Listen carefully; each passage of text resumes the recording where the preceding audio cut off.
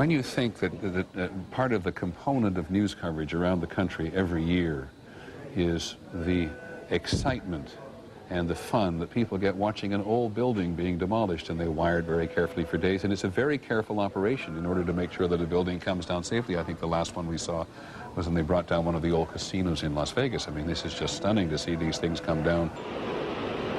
And then late afternoon, 5 p.m., still another building collapses. 7 World Trade Center. I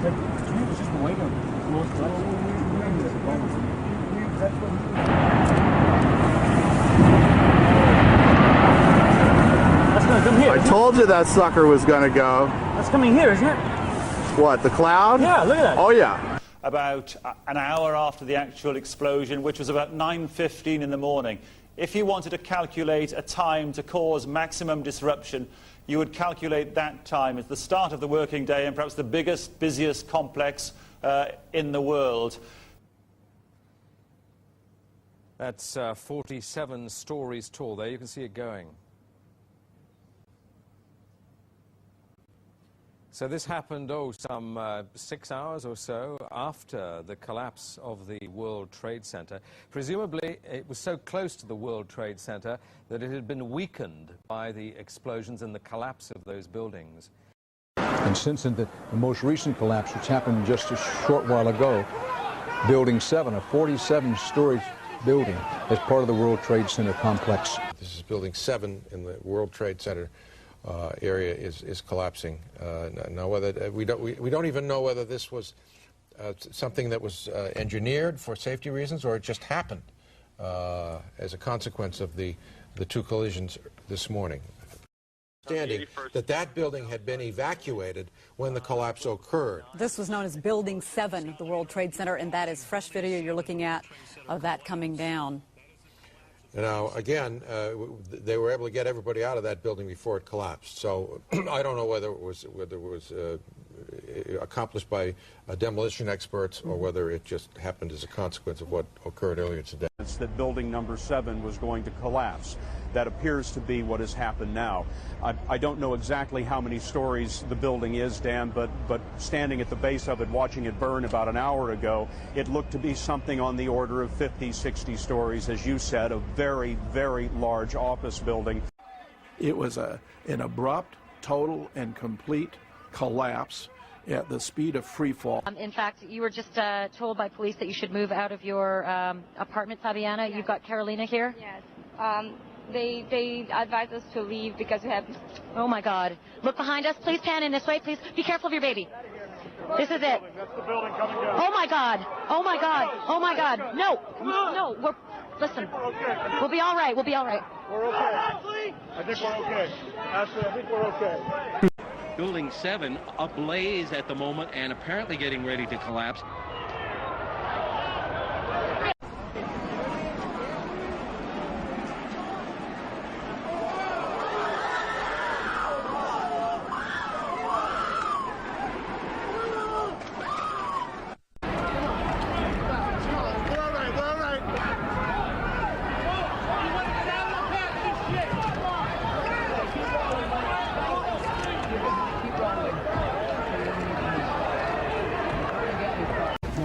Certainly did, and then moments after Vince and his crew left the scene, this happened.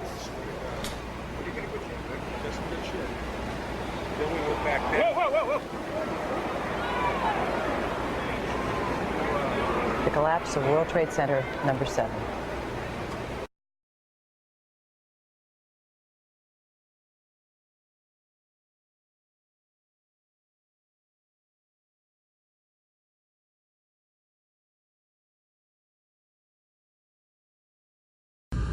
We're looking at the tape now, Jeff. Okay, good. This, once again, happened only within the last few minutes. We saw one of those smaller buildings just fall to the ground. We had heard earlier that it was structurally unsafe, that the buildings surrounding the Twin Towers had not been safe. The adjoining 7 World Trade Center crumbled.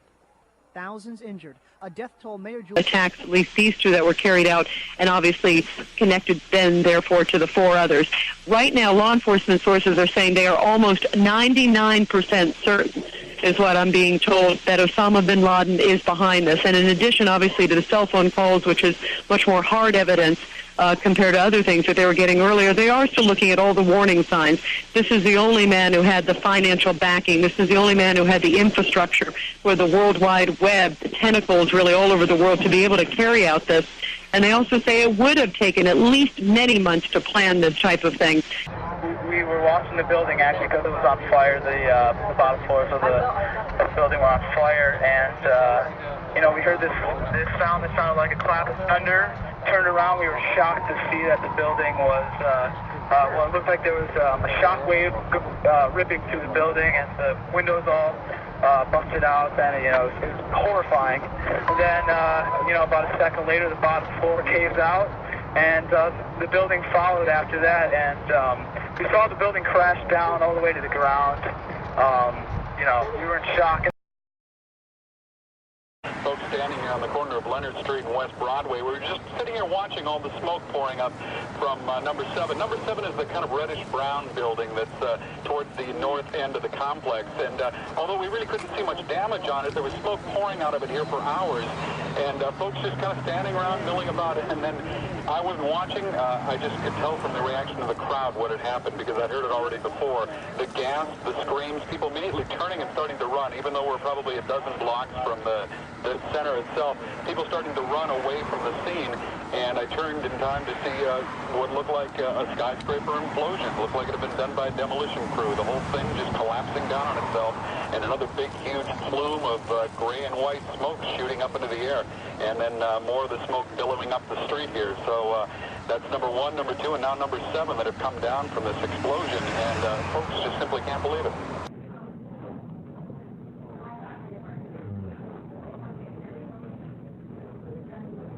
It's amazing. Amazing, incredible, pick your word.